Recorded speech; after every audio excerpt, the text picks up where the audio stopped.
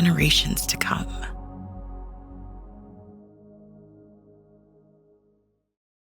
And welcome to another edition of the TDN Writers Room. My name is Bill Finley. I'm a correspondent of the TDN, and every Saturday morning I have the pleasure of doing the Down the Stretch radio show on Sirius XM. One of the greatest of all time, Mr. Dave Johnson. Zoe Cadman here. I work for First Racing and XB TV. Now, I thought I'd actually moved Burt Reynolds out of my shot, but now he's right behind me. I'd actually replaced Burt with this. I don't know if you can see it, Bill. This is one of my favorite pictures.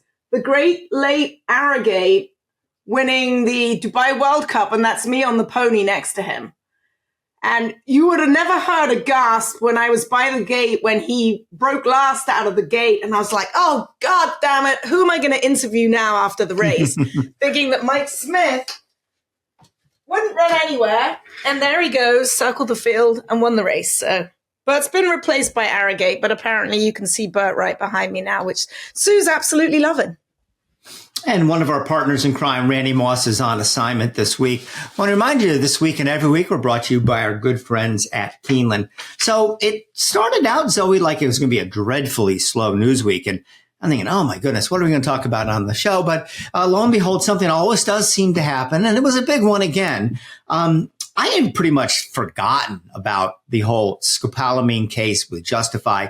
It hadn't been in the news in so long. I couldn't have told you where it stood, but we found out last week. And, the background, I won't go too deep into it because I'm sure most of the people that listen to our show know what happened. He tested positive for scopolamine after the 2018 Santa Anita Derby, but the California Horse Racing Board, for I guess the best way to look at it, kind of look the other way.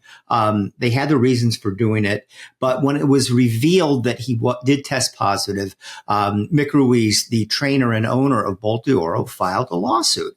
And as these things happen, it took a while and went through this hoop and that hoop and that hoop.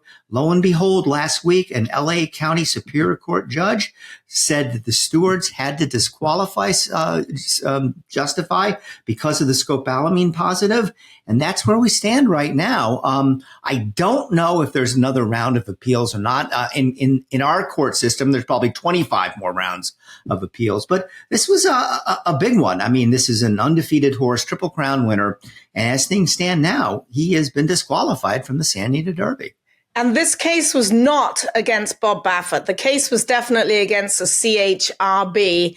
And no one really knew what was going on until 2019. Justify won the Derby in 2018. We didn't hear anything about the scopolamine case and the Jimson weed, which was the other contaminate. And while nothing's really been written, the word on the street was there were more than one case of a positive case. There were at least a dozen cases that were all tossed aside, but the only one that really came to the fray was Bob Baffert, again, because his horse won the Derby and him and Mick Ruiz have been butting heads for quite some time.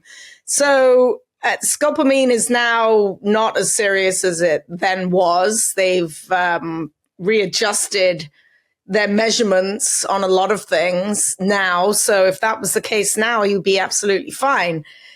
Does Mick Ruiz need the money? Does he need the extra $400,000? No, it was just a case in point that at the time that was an illegal substance that he tested positive for.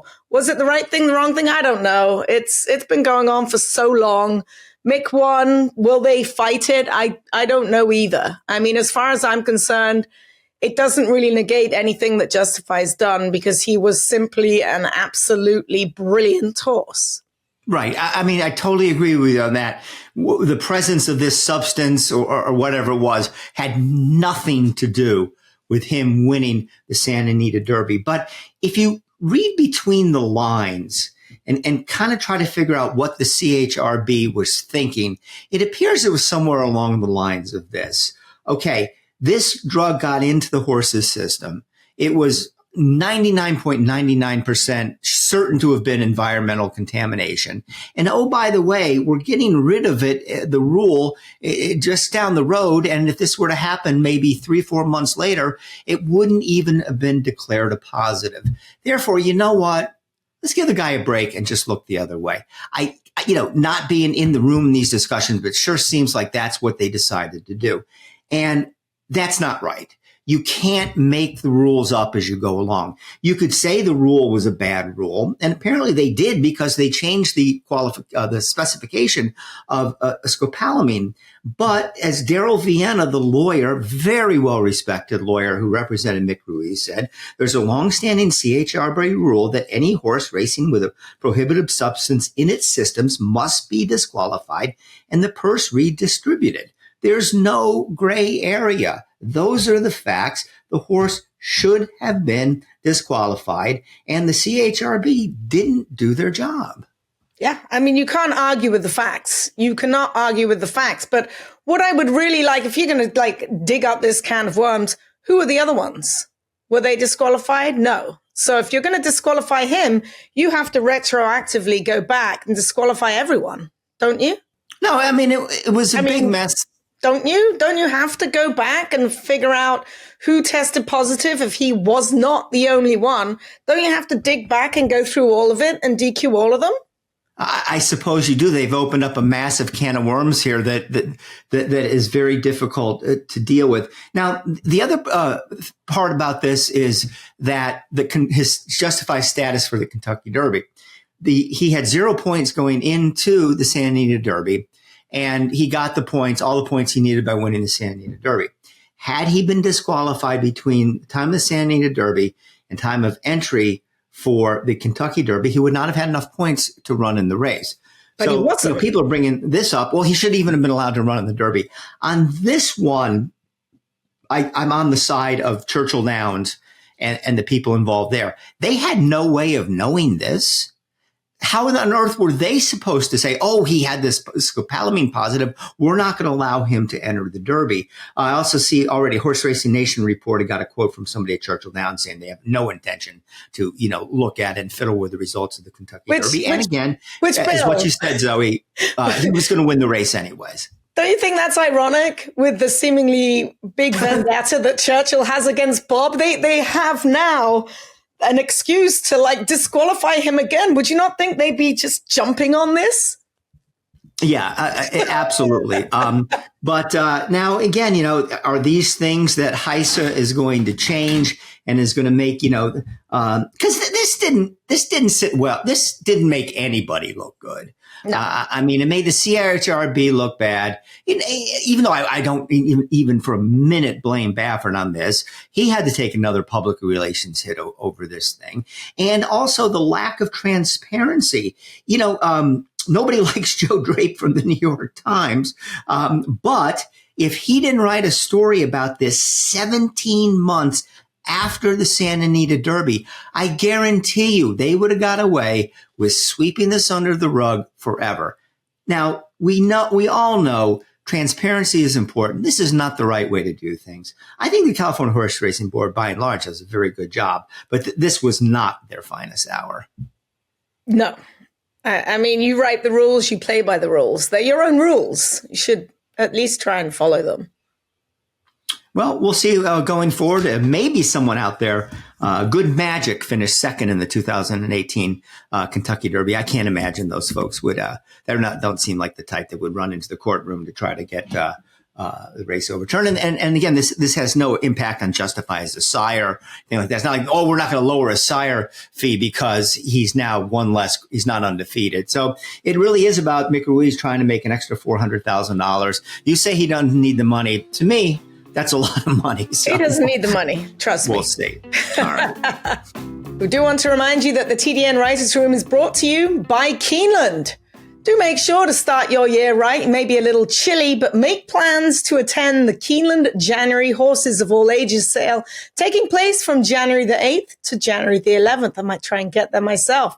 Keeneland's January Horses of All Ages sale is noted for high-quality broodmare prospects and short yearlings, and for being among the final opportunities for breeders to obtain stock as the breeding season nears. Supplemental entries are still being accepted, and we'll be right back after this message from Keeneland.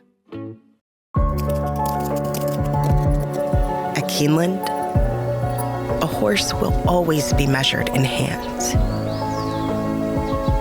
Hands that see,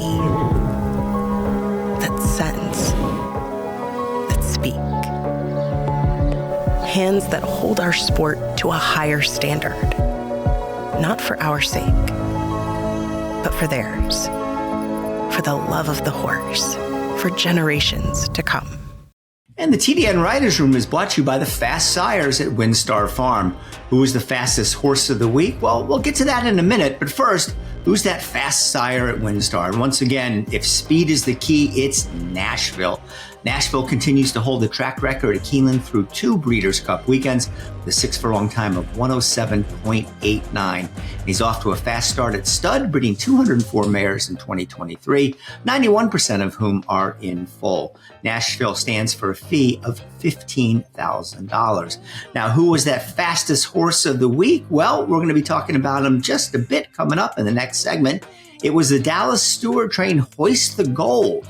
Ran a career best race. He ran a huge race in Cigar Mile to get a 109 buyer figure. So congratulations to the whole team behind Hoist the Gold to not only win the cigar, but to get the coveted Fastest Horse of the Week award here on our TDN podcast. All right, Zoe, the weekend races. We're obviously going to talk about the cigar in just a minute, but let's go first. The couple. We'll focus. There's a ton of weekend races, but let's just focus on the big 2 tracks where they happen. One was at Aqueduct, the Remsen, Demoiselle and the Cigar, and then of course out at Del Mar, the Hollywood Derby and the Chad Brown Invitational in the matriarch.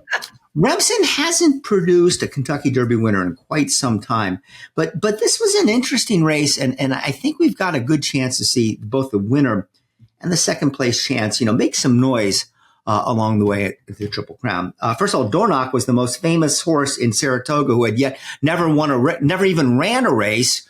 When trainer Danny Gargan, who's that's his personality. He's an effusive guy. He likes to talk up his horses. Said, "This is the best horse I've ever trained." Well, we'll find out on the racetrack. But the pedigree was right there, of course, because he's a full brother to Mage, the Kentucky Derby winner. So everybody was taking a look at him. He ran twice and got beat both times, finished second. All of a sudden, it looked like maybe the hype was a little bit more than it needed to be or more than it should be. But then he won an allowance race and came into the Remsen and wins by a nose over Sierra Leone, gets a 91 buyer figure. Zoe, why don't you tell us what you think of Dornoch? But I also want to get back to the runner-up, Sierra Leone, because I have a lot to say about him. Ooh, well, my first thought when I was watching it was, how the hell did he win that? I've got no idea. He looked like he was in quicksand at the 8th pole. He's got this big galloping stride and he's still so green. And this is something that Danny said all along, that he doesn't really know how to run. He managed to switch leads eventually and he's just looking for company. Kendrick Carmouche rode him a few starts ago and said that once a horse gets beside him, he'll fight. And that is exactly what you saw. You saw him bounce off the rail. He bounded out there in front and set some honest fractions on his own, going the 2 turns at Aqueduct, hit the rail just through greenness. And then we saw Sierra Leone come like, oh God, he was dead last and just came with this massive rally. And it was unbelievable to see Dornoch get passed by Sierra Leone and then get squeezed down on the rail and just keep fighting and come through and win by a head. It was a fantastic race by Dornoch. Was he the best horse in the race? I'm not sure he was, because I think Sierra Leone is maybe a big, big deal, but Dornoch is slowly putting it all together. If you look at him physically, Bill, he's very tall, very lean, very long. He's just got a big, beautiful frame to fill out into, being the full brother to Mage. Zoe, I've been told he doesn't really look like Mage. They're very different horses. Looks nothing like him. He's, what did Bob Baffert say about Real Quiet? Looked like a fish. That was kind of Dornoch. The first time I saw him at Saratoga, I said to Danny, bring out this full brother to Mage that you keep talking about. Let me see him. And I was just looking up. And I was like, wow, he's really tall. And they're not very well furnished, not yet. As a 3-year-old now, he's going to be. Danny's going to give him some time, take him down to Florida, tack walk him for 2 or 3 weeks, maybe point to the withers. I have a feeling that once they get to the nice warm air of Florida, they're not going to want to come back to Aqueduct. But Let's talk about Sierra Leone, who, oh my goodness, his first race was good. Now, I really know all about him. I work with a bloodstock agent, Marette Farrell, and she tried hard on this horse at the Fasig-Tipton August sale at Saratoga, where he sold for $2.3 million to MV Magna and Peter Brandt's White Birch stable. He was absolutely beautiful as a yearling. We all fell in love with him. Progeny gun runner, had all the bits in all the right places, beautiful mover. But that was an awful lot of money to pay for him, $2.3 million. Does he look like he's worth it now? I mean, probably not yet, but there's a lot to come there for Sierra Leone. Yeah, I mean, we're on the same page here, and I bet you about 75% of the people would be. If you ask them which of these two horses, Dornoch and Sierra Leone, is more likely to win the Kentucky Derby, I think, again, 75% or so, maybe even more, would say Sierra Leone for a lot of the reasons you mentioned. I mean, it's a $2.3 million purchase, Chad Brown, and he ran a remarkable race. He was 10th, beaten 12 and a half lengths down the backstretch. And it was a day when closers were not making up any ground. Now, the only blemish on him, he had the race won. He got by Dornoch, and maybe he idled it a little bit in the final 3 or 4 strides. But, you know, based on the connections, based on the breeding and whatnot, I mean, I think Dornoch could be a very good horse as well. But this is a race where I think most people looked at the runner-up and said, wow, you know, he's the one for me going forward. All right. But you still got to love what Dornoch was able to accomplish. Danny Gargan, back-to-back wins in the Remsen, took it last year with W. Nell as well. So maybe Danny's going to write his name all over this race, but he was one happy camper after the race. Good for him. All right, the Demoiselle was on the card. Not much to talk about. 2-year-old fillies.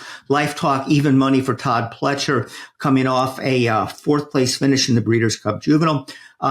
This horse is making Just FYI look good. 4th behind Just FYI in the Breeders' Cup Juvenile and 3rd behind Just FYI in the Frisette.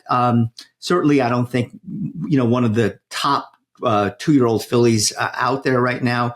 We'll see what she does down the road, but she gets a good win, but I'm not real excited about her. Ran almost a full second slower than the boys, which is fine. I mean, Gunrunner would have been the talk of the day if Sierra Leone had won, because Life Talk is by Gunrunner as well.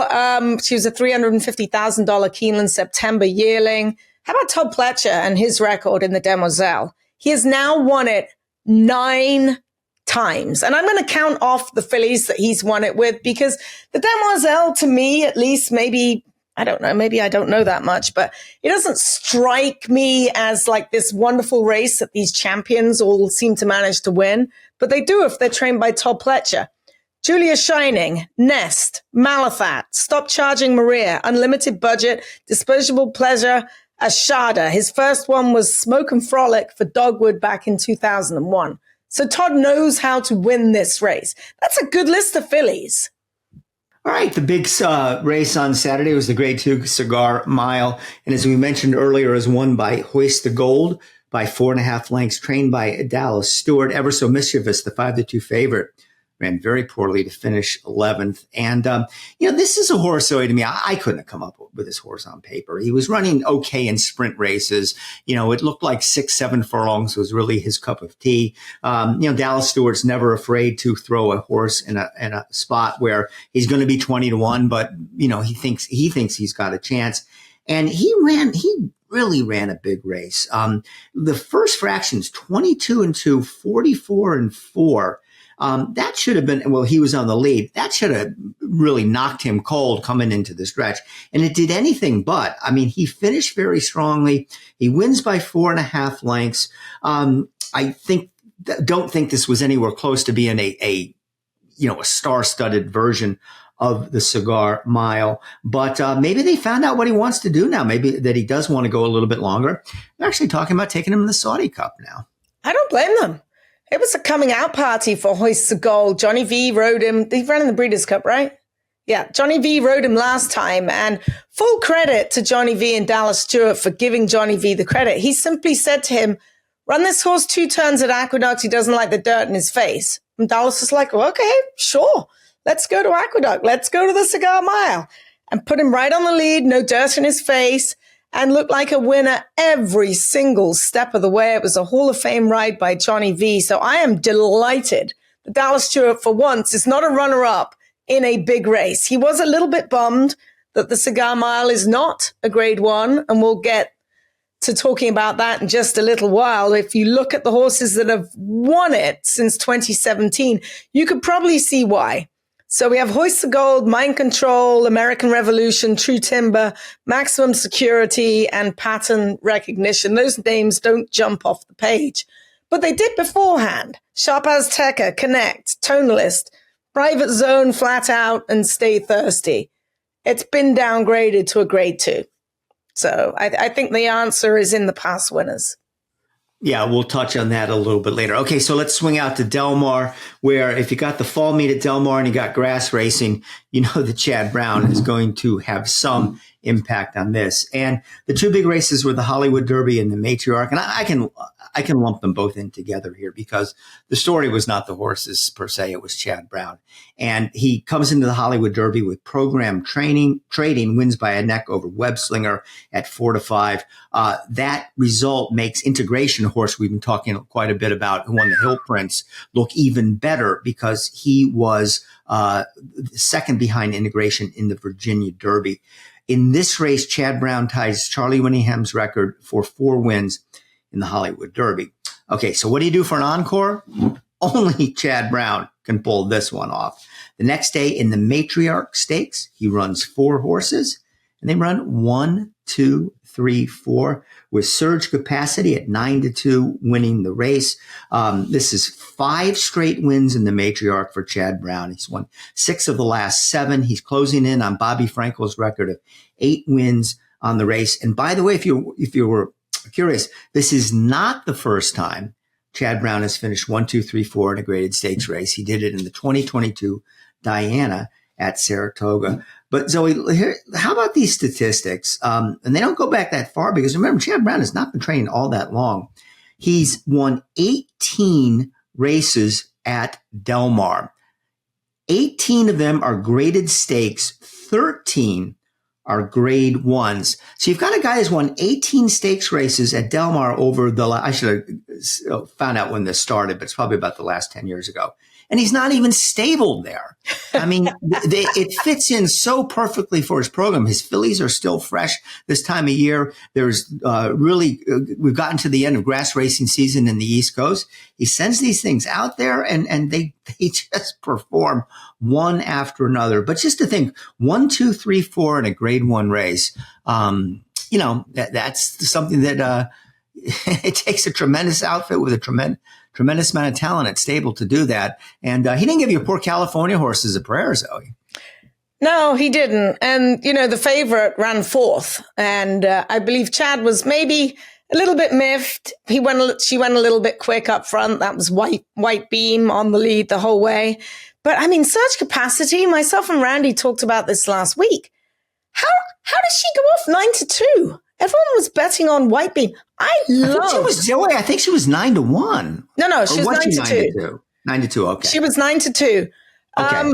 She's only lost once. She gets Flavian Pratt aboard her. She's a half to a really good filly called Ways and Means, who she did only break her maiden and then she got hurt in the spin away. Like, how did she go off 9-2? In fact, I think Joel Rosario rode her, excuse me. She was purchased for $200,000. Actually, she's a homebred for Klarovich. This is what I was looking up. Where did she come from? She's a homebred for Klarovich. Her dam was purchased for $200,000. She was then dispersed and sold for $40,000. Mike Ryan, the bloodstock agent for Klarovich, bought her back. She had Ways and Means and then was sold at the Fazig November sale for like $2.1 million. She's a really good filly. Like, oh my goodness. I don't know. It was a very, very good race. Very, very good result for Chad Brown. Hey, I want to remind you the TDN Riders Room is brought to you by the Pennsylvania Horse Breeders Association. Where do Pennsylvania breds win? Everywhere. On Sunday, LC Racing, Cassius King, and Gary Barber's Morning Matcha added a 3rd stakes win to her resume with a last-to-first win in the $125,000 Staten Island division in the New York Stallion Stakes Series. 4-year-old filly now has earnings of just shy of $900,000. The 2024 Stallion and Boarding Farm Directory is now available on our website website, pabred.com. Take a look at the 5 new stallions for 2024. Last leg of the 1 million 2-year-old PA sired PA bred stallion series is set for December 27th with 2 $200,000 races and 1 mile and 70 yards. Check the pabred.com website to make sure your 2-year-old is nominated. We'll be right back after this message from the PHBA. PA Bred, I think we've built a brand at this point. The state of Pennsylvania has the best breeders program in the entire United States. Angel of Empire wins the Arkansas Derby and wins it clear. Caravel in the Breeders' Cup Turf Sprint. Pennsylvania and the PHBA have the best state-bred program in the country, bar none. The best Breeders' Awards and Stallion Awards in the country. The TDN Writers Room is brought to you by the Green Group, a tax accounting and advisory firm specializing in the thoroughbred industry and designed to save you taxes. This week's guest will be Len Green, who runs the Green Group. So I guess Len will be talking to himself in a mirror for 1 hour as he gives himself tax advice. But it pays to listen to Len no matter what the circumstances are. And we welcome in now the Green Group guest of the week is none other than Mr. Green Group himself, Len Green. He's one of our primary sponsors, and we're glad to have him on because he's always got a lot to tell us about horse racing, his DJ stable, and most importantly, he can sit down right now and over the next 20 minutes or so, I'm sure you're going to learn a lot about how to better handle your tax situation, especially when it comes for those of you who have a stable of racehorses. Len, thanks for joining us. Let's do a couple horse racing questions first. And I imagine Wonder Wheel was kind of a bittersweet year for you. I mean, there's so much good.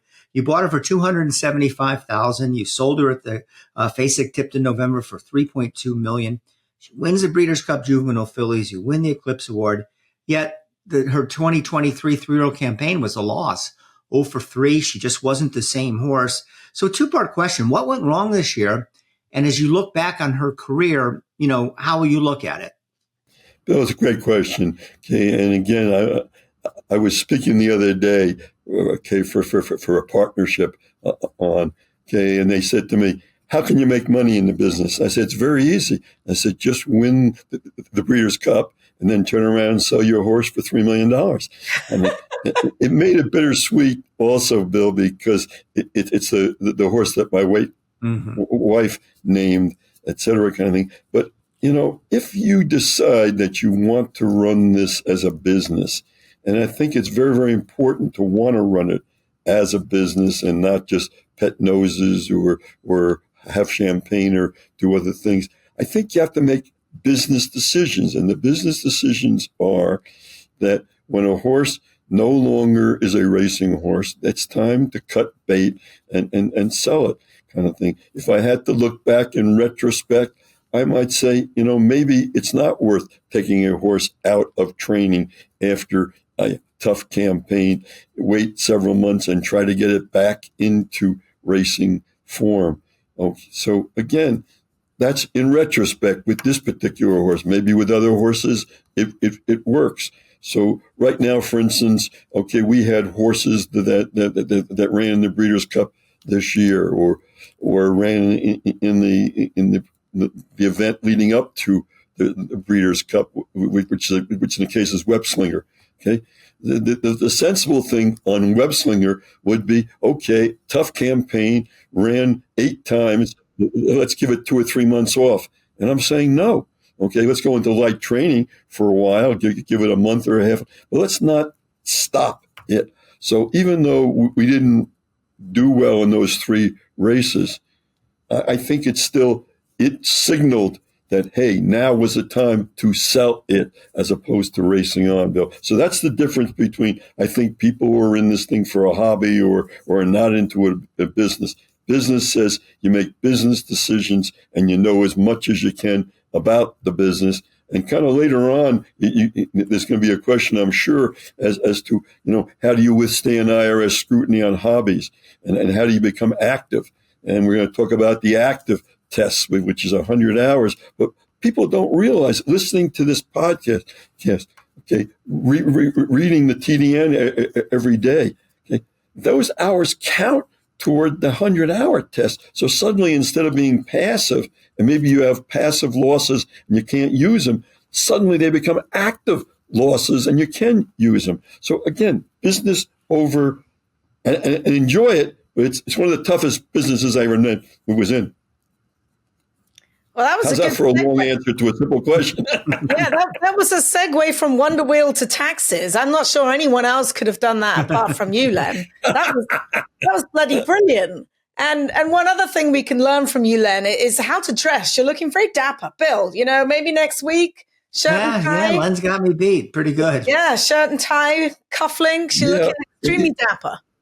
Yeah, so thank you very much. But you can remind Bill, since he's not a client, okay, that if you do get dressed up, okay, you can use some of these things. You can use the hairdresser. You can use all those things because you guys are celebrities. So there's special tax deductions that are available for celebrities.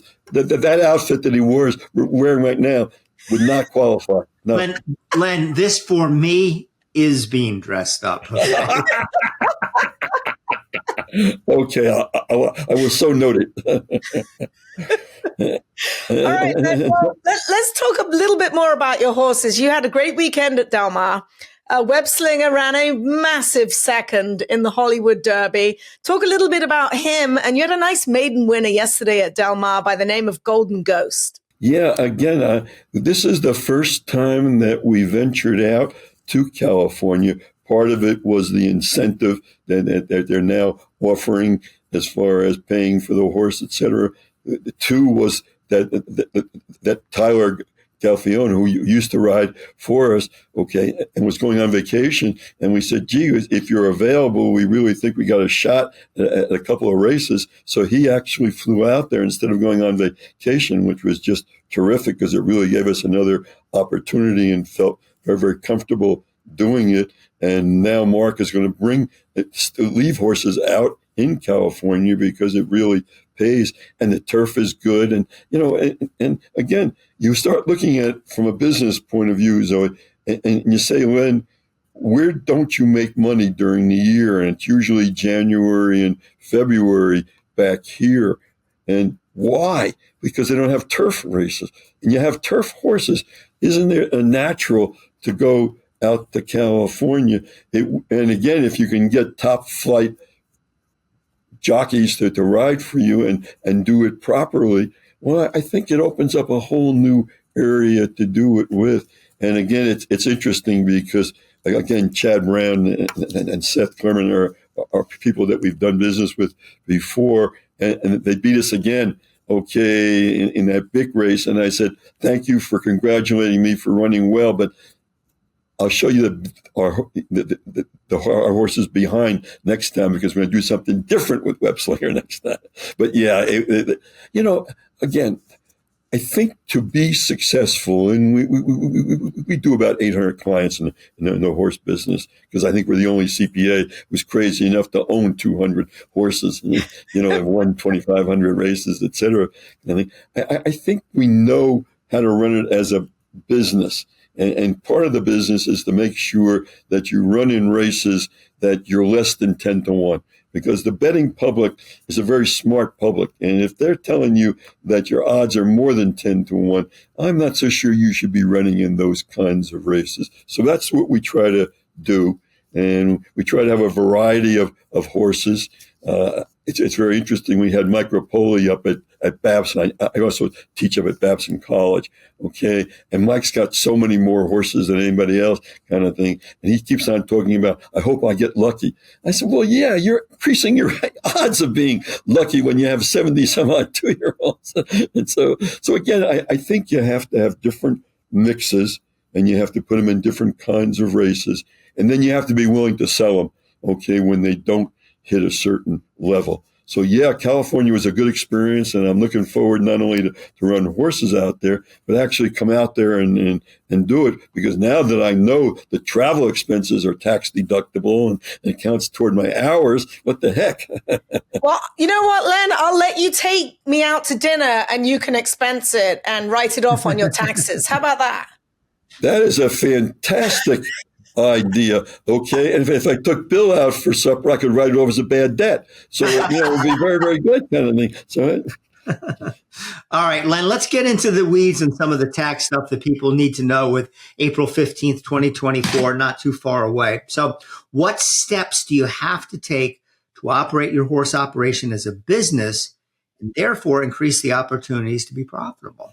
Okay. Number one is such a simple one, and yet the majority of people don't do it, Bill. And that is most people run their operation either as a sole proprietor or a two-person partnership, and they forget to do a limited liability company. Number one, from a liability point of view, it really makes sense because we were up at Saratoga this past summer, and there was a horse went off the track and went running through the stable area, knocking down all kinds of people. And I said, I would not like to know, would not like to be the owner of that horse, okay, if it's a sole proprietor, because the lawsuits are going to be coming left and right. So number one, it gives you that kind of protection.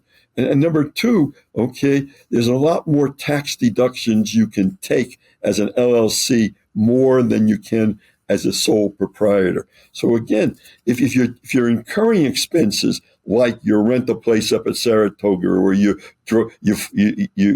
transportation back and forth to the events or the T&E part of it, so much more of it, or the home office, these are all deductible, okay, in an LLC.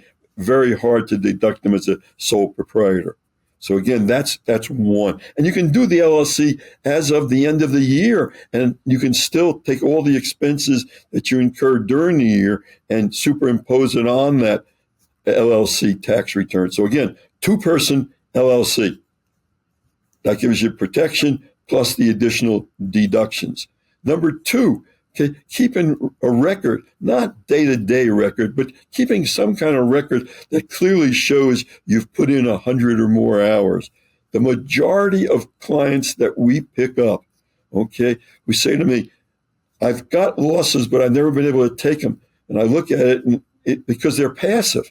Well, of course you can't take deductions if you're passive. You can only take it against passive income, and very few people have that, Bill. So the idea is make yourself active, and make yourself active with 100 hours or 500, whatever it takes in your particular situation, but do it that way. And again, it not only satisfies the active test, is you would never run a business as a part-time spectator. Most of the people in the horse business have made their money by being actively involved, knowing the business. So it's just a natural. Don't do it necessarily for tax purposes, although it certainly helps, but do it just because you ought to know more about what's going on. And other people say to me, well, should I join a partnership? I mean, well, yeah, because the partnership may also lead you to have a networking, which would help your main business. So again, the hours not only are for the horses, but also for your main business also, kind of thing. What are some so far so good? What are some of the biggest mistakes that horse people make when it comes to taxes? Because we know all about horses, but sometimes taxes elude us. Yeah, okay. They don't know that they say sometimes, Zoe, well, I bought a horse in December or November, okay? All I can do is take a month. No, you can take the whole year. They don't realize that. You can make an election to take it for the whole year, not just the month that you hold it. Somebody else sent me a return the other day and said, would you look at this tax return? I can't understand. I've been examined 3 years in a row. And their accountant put down activity, hobby. I got to tell you, you're going to be examined every year when you put down hobby instead of. And then number three, they don't have a strategy. You got to have some kind of strategy. Now, the strategy is not I hire an agent to buy my horses, or I hire a trainer and he makes all the decisions. That's not a strategy. You got to be involved so you understand what's going on in those, and then have a game plan. And the game plan is going to be, hey, do I want a particular area that I want to concentrate in? Do I want to have fillies because I know there's some residual to them, and the Colts I may not have. So again, it's the strategy also, and taking advantage of some of the state programs. I mean, where you get extra dollars and you're running in against state breds. These are all positive things. They may not necessarily, you'd say, be taxes, but the taxes part is if you own them with a strategy, I can show you how you can maximize those tax deductions. If you have an office in your home that you use to watch the races, to do involved with, well, then why aren't you taking tax deductions for it? Well, my accountant says that that's a red flag. Well, it used to be a red flag, and it used to be that the IRS said you can't have a home office deduction if there's another place to do it. But all those rules changed after the COVID, and you got to change with it. That's good. So imagine it's me, and we're at the end of the year. You did my taxes last year for the first time. What else can I do? I wrote off my office. I wrote off Burt Reynolds over here in the corner. What else can I do to make money? Yeah, let's stop. Yeah, let's stop with that one just for a second, because that second one is a very important one. People say, well, to take a rental deduction, you have to be a real estate professional. No, there's a couple of exceptions. One is an income exception, and two is if you're renting to people in the business, okay, you can take a rental deduction, which we do for you. Okay. Three is what kind of pension plan do you have? Well, I have an IRA or I have a simple. No, you want to maximize each of those pension things because the pension deduction doesn't have to be paid until next October 15th, and it still counts as it being made as of December 31st. So again, each person, Zoe and Bill, are different, but you analyze what they're doing. And then you look at the expenses. And because we do so many tax returns, and we use the IRS checklist program, I can tell you if you have something on your return that's going to trigger the IRS to look at it. And we sit down with you and say, hey, do you have backup for this? And let's word it correctly. Okay, so so you don't put down betting expenses. Okay, you put down analysis of blah, blah. So again, we take it out of the category that's red flag, and we put it into a category that is acceptable. How do you maximize your tax deductions? Okay, number one, you sit down now before the end of the year and have somebody look at what you're doing. For instance, if you owned horses, and you sent me, okay, I've had this many expenses through October. I would say to you, wait a second. I know, having owned, 200 horses myself, I know what the expenses, I know what the ratios are. I know what you're missing. Okay, you're missing this and that and the other. Have you donated any horses? Where is this horse? Okay, when did you buy it? Well, I bought it, but I didn't pay for it, and I don't have to pay for it until January. Doesn't make any difference when you pay for it. It's when you take a title and when you put it in use that's deductible. Well, I bought a yearling, and my accountant says that I can't take a tax deduction until a 2-year-old year. Wrong. If that horse is in training, you can take it now. Okay, I have a weanling that I expect to pinhook. Well, maybe if that's the purpose, then deductions involving the training are deductible now. It doesn't have to be capitalized. Or what happens if I have a stud? What happens if I buy a mare in November or December and it's in foal? You can actually take the stud fee as a deduction. Though what I'm saying is that whether you use me or somebody else that's knowledgeable, somebody who is knowledgeable will be able to look at your expenses and tell you, okay, here's the way to do it. Well, then I went over the limit last year as far as the allowable deductions.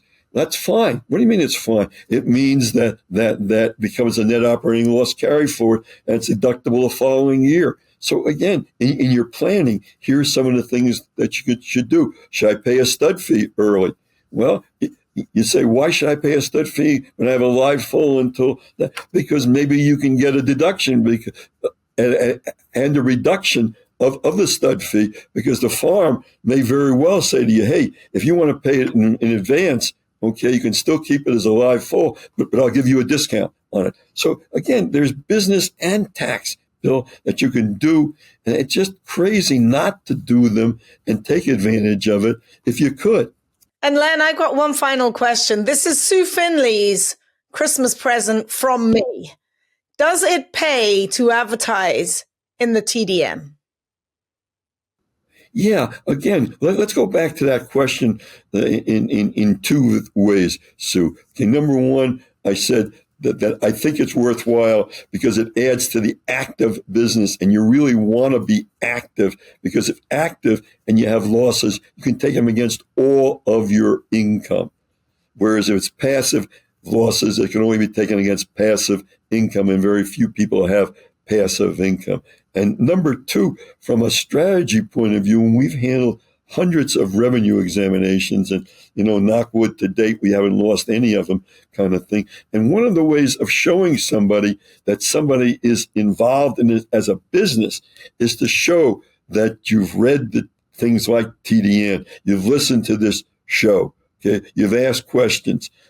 Again, that's part of the strategy. And if you have a strategy, even if the strategy doesn't necessarily work out and you've lost money for the year, you can show that you're in it as a business and not in it as a hobby.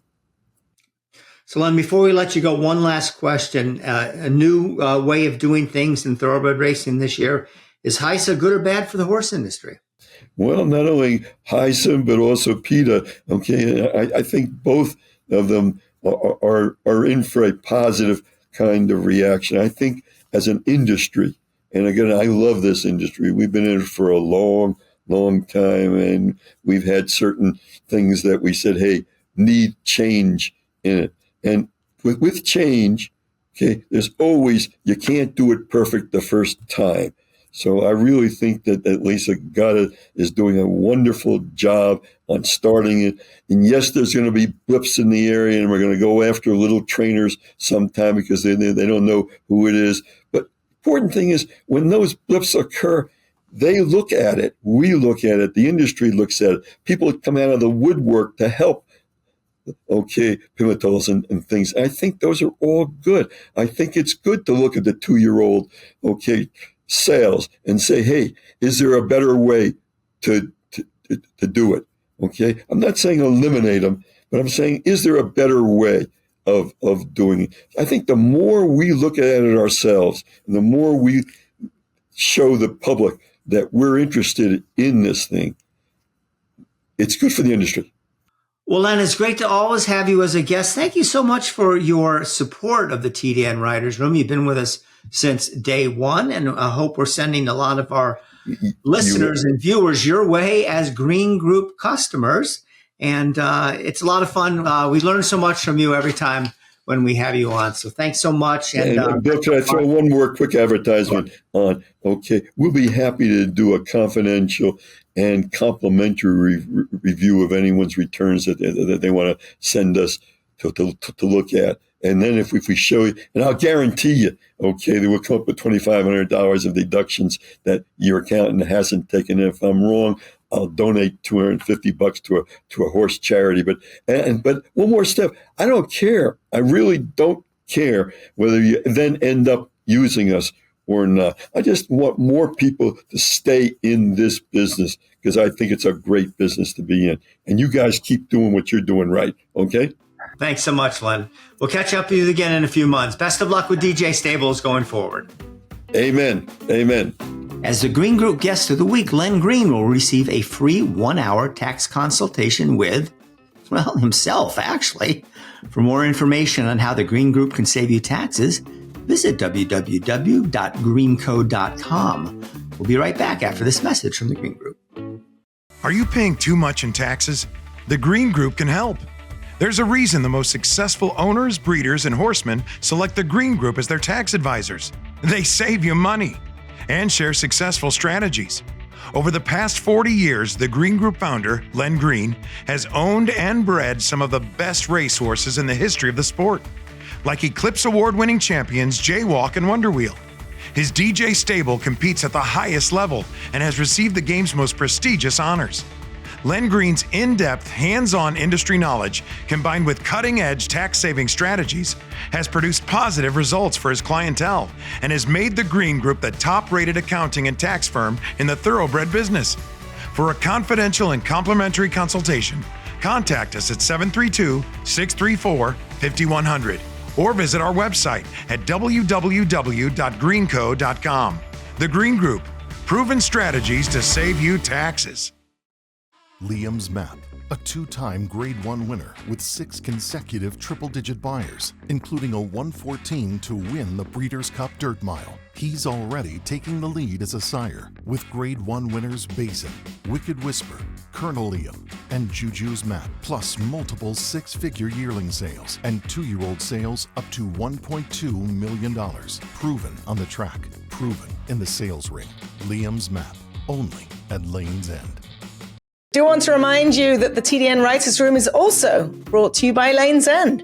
The Lane's End Stallion of the Week is none other than Arcangelo, available for inspection at Lane's End Farms. He was a back-to-back Grade 1 winner, and in fact, the only 2-time Grade 1 winning 3-year-old colt of 2023, and he'll be standing for $35,000 at Lane's End. If you loved Arrogate, you have to like Arcangelo. He is going to be absolutely beautiful. Having seen him in person at Santa Anita, I can only imagine what he is going to look like next year. He ran buyers of 105 and 103 and was a 3-time graded stakes winner.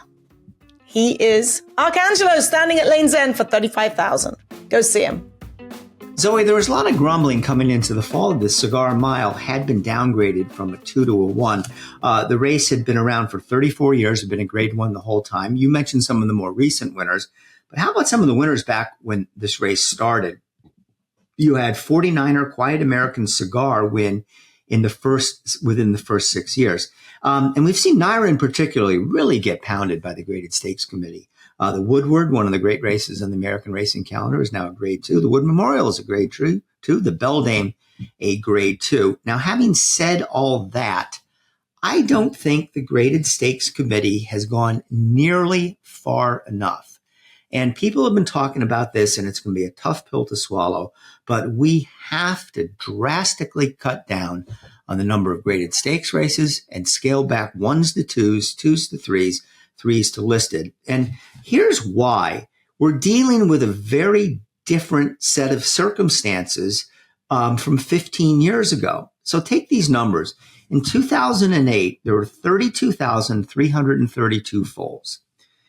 They had 110 Grade 1 races and 481 graded races. In 2023, there was 17,000 foals. And you had 90, I can't even read my goddamn writing, 97 Grade 1 races and 440 graded stakes races. So foal crop has gone down by 47%. The number of graded races has gone down by 8.3%. And the number of Graded 1 races has gone down only by 11.8%. It is time for some serious tough love. And, this is just not working. And, if I had time, I could come up with how many of these races had 4 and 5 horses in them as well. You can't use a system that worked in 2008, have a major shift in the breeding industry and use that same system in 2023. And I can come up with a lot of races, not just the Cigar Mile, that I think should be downgraded. And I'll start with one coming up your way, the Malibu. Grade 1 restricted to 3-year-olds? No, thank you. That's not a Grade 1 race. Really? Yeah. But think of the horses that have won it. I mean, you shouldn't penalize. It's the last Grade 1 for 3-year-olds before they face older. I mean, they'll be 4-year-olds next year, but it's a race that people point to. It's a good race. All right. Well, my point on that is that a race restricted to 3-year-olds in December should not be a Grade 1, but maybe that was a poor choice of races because you're right. I mean, Flightline won. Yeah, I mean, you can't downgrade that race when you think of all of the champions that have won it over the past few years. And yes, maybe Baffert and a few others have dominated, but they shouldn't be penalized for winning these races. Okay. They shouldn't be downgraded. I have a perfect example of a downgrade that I don't think, well, I mean, yes, now it looks like it was perfectly done. All right, the Santa Anita Derby was downgraded the Santa Anita Oaks was downgraded in 2017, right? When they downgraded it in 2017, Midnight Bisou, Paradise Woods, Songbird, Stellar Wind, Fashion Plate, okay, Beholder had all won this race, and yet they downgraded it. Like, after Midnight Bisou won it. Like, why? Now, since then, maybe not quite so good. Swiss Diver, yes. Soothsay, Desert Dawn, Phaser, she would have been the favorite in the Oaks. But why would you downgrade the Santa Anita Oaks to a grade 2 right after Midnight Bisou, Paradise Woods, and Songbird won it, just because they were small fields? That's not really fair. That's my argument. All right, well, let's go back to my... I get where you're coming from. Right, yeah. So let's go back to my original point. And maybe I took us down a wrong path, perhaps, with the Malibu. But, do you see my point that this just is, it's not an accurate assessment of the quality of these races anymore. And that affects the breeding markets. I mean, so-and-so won 3 grade 1 races and he's going to be a great sire. Well, maybe those 3 grade 1 races should have been grade 2s. And then you're talking about something entirely differently. No, I'm absolutely with you on that. And the fact that you've laid it out also clearly, the foal crop has declined by 40-something%. Well, then the graded stakes should probably decline the same way. Because otherwise you're getting, listed horses winning grade 2s and grade 1 races. I'm with you with that. The problem that we have is, where do you take those graded stakes from? Racetracks themselves, that is their lifeline. They want to hold on to these graded stakes races to make themselves, they're important. These grade 1 races, if you run a racetrack that has no graded stakes, who's going to visit you?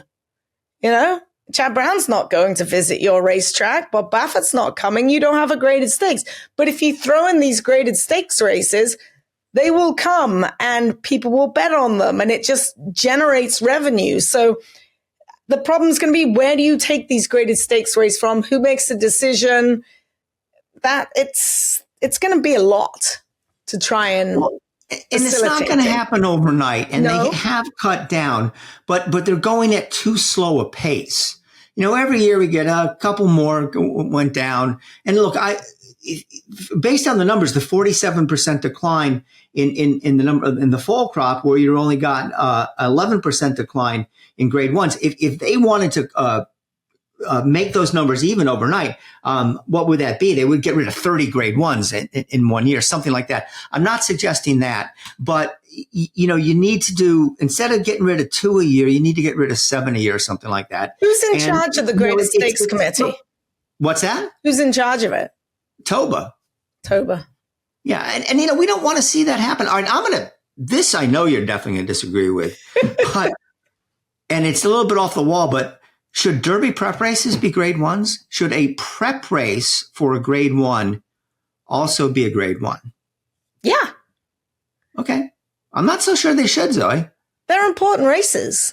I know they're important races, but look, just that they're important races doesn't necessarily mean that they have the quality of a grade 1 field. I mean, what we're having now is we're almost now have super grade 1s and grade 1s. Super grade 1s are the Triple Crown races, the Breeders' Cup, Travers, everyone Whitney, knows that, though. Pegasus World Cup.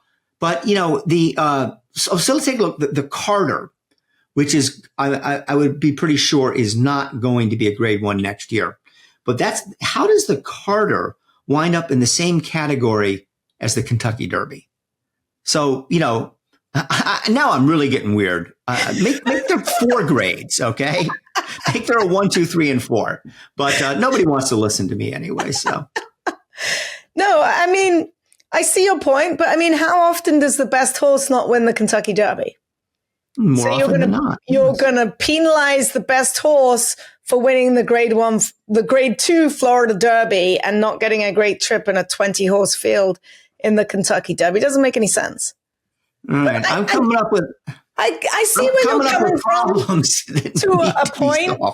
Never said this was going to be easy. We'll get Randy to weigh in on this next week because I know he's going to have an opinion as well. Yes, and it'll have something to do with Oliver Wendell Holmes' decision in the 1934 case of Bob Baffert versus the Arizona Racing Commission. We'll text him right now. He can start working on it. We'll give him a week to prepare. I'm kind of glad that we didn't have Randy on for this segment because I got a feeling he could have maybe cut me to ribbons. But I don't know where he stands on this. But he's not a guy that I want to match, go toe-to-toe with when we're on opposite sides of the spectrum because Randy's pretty darn good. The TDN Writers Room is brought to you by XBTV. Remember Forbidden Kingdom? At 3, he won the San Vicente, the San Felipe, and was second in the Malibu. Now, he hasn't raced since finishing 4th in the Triple Bend in May, but just watch him work here. He's working solo and has been working right along. The Richard Mandelli trainee turned in an effortless half-mile work in 46.3. Now, I urge you to log on to xbtv.com and take a look at this work. I'm not sure you're going to see a horse work any easier than Forbidden Kingdom. We'll see where he winds up, but he'll be coming to a race to you soon.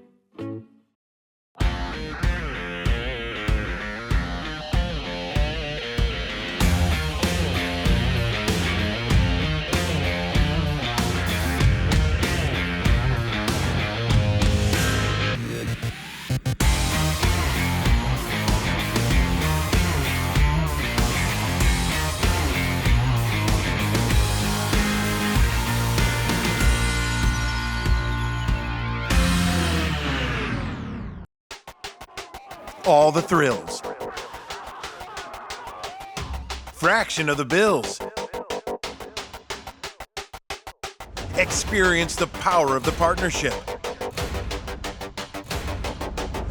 Change your life, make new friends, and compete at the highest level of thoroughbred racing. West Point Thoroughbreds, the gold standard in racing partnerships. Visit westpointtb.com. TDN Writers Room is brought to you by West Point Thoroughbreds. Joining a West Point partnership can vault you into the world of instant camaraderie. Jackson Traveler reignited his career and became a stakes winner for the 4th season in a row Tuesday night when he sped to a 5.5 length romp in the $100,000 Zia Park Sprint in New Mexico. In the process, he accounted for the 1,100th all-time win for West Point Thoroughbreds. It's a big number for those guys. Congratulations. Interested in joining a West Point partnership? To learn more, visit westpointtb.com. And Bill, while you're talking about big numbers, I just want to give a shout out to one, Giovanni Franco, who notched his 1,000th win via DQ at Del Mar, and 2, to my good buddy James Graham. If anybody knows James Graham, they will know he is the hardest working, nicest, funnest, greatest guy you'd ever want to meet for win number 3,000 at the fairgrounds. I've known him and his wife, Lisa, since they came over in 2002. And I can remember asking him, Bill, when he had the bug, because he didn't light the world on fire with his bug. I'm like, what's going to happen when you lose your bug? You know, I did pretty good through my bug year. And he was like, I'll just go back to galloping. It's fine. I'm having a good time. Mm-hmm. Just a great guy, and a big congratulations to James Graham. Yeah, no doubt about it. Great to see him doing so well. All right, so that's a wrap on this week's show. I want to thank my partner, Zoe Cadman, and our Green Group guest of the week, Len Green, our associate producers, Katie Petruniak and Anthony LaRocca, and our editors, Aaliyah LaRocca and Nathan Wilkinson. We'll be back next week. Thanks for joining us on the TDN Writers Room podcast. Cheers, Bill.